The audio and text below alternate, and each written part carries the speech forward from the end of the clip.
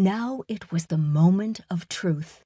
Jimmy had programmed the course to test the car's responsiveness in all situations: uneven surfaces, pedestrian crossings, water hazards, heavy traffic, open driving, and so much more. Mary Margaret wished he was there with her, but she understood that Distant 2 took priority.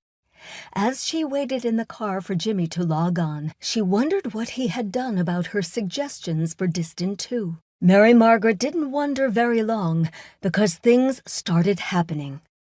Right on time, the ignition started. Mary Margaret's eyes swept across the large screen that showed a detailed map of the area. Data would accumulate with each response to terrain change: stop, hesitation, acceleration, turn. There was a clock in the corner of the screen ticking off the 4.5 minutes before the start of her journey. Mary Margaret fastened her seatbelt.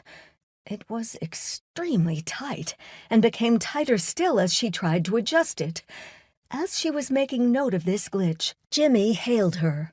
"How are you doing, Mary Margaret?" "The seatbelt is tight, Jimmy," she said. "It's never been tight. I made a little adjustment." "I'm sorry, I just wanted to hedge my bet," he said. "We'll cut you out when you're finished if we have to." Jimmy chuckled. So did Mary Margaret. He gave her a moment and then began to enter the code. Mary Margaret watched the screen, punching in confirmation when he made the request to do so. She hesitated once.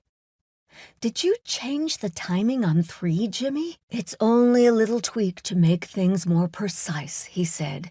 "You may confirm." Mary Margaret took a minute.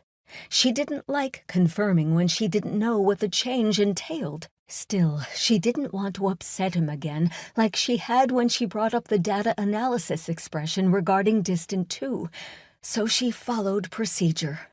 When he was done, Jimmy said, "Are you ready, Mary Margaret?" "I am," she replied. "I'll have you in my sights from beginning to end, I promise." Mary Margaret glanced at the clock.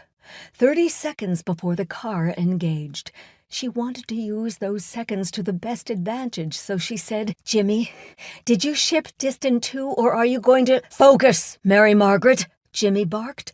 Startled by the sound and harshness of his voice, Mary Margaret pulled against the seatbelt and almost choked herself. Then again, who could blame him? He was responsible for everything that came out of Backlash Technologies. His reputation and fortune were on the line. The pressure must be unbearable. The clock ticked the last second of the hour, and Mary Margaret remained silent. Finally, Jimmy spoke to the car. "Drive the route." The car began to move. "Goodbye, Mary Margaret," Jimmy said. "Goodbye, Jimmy," she answered.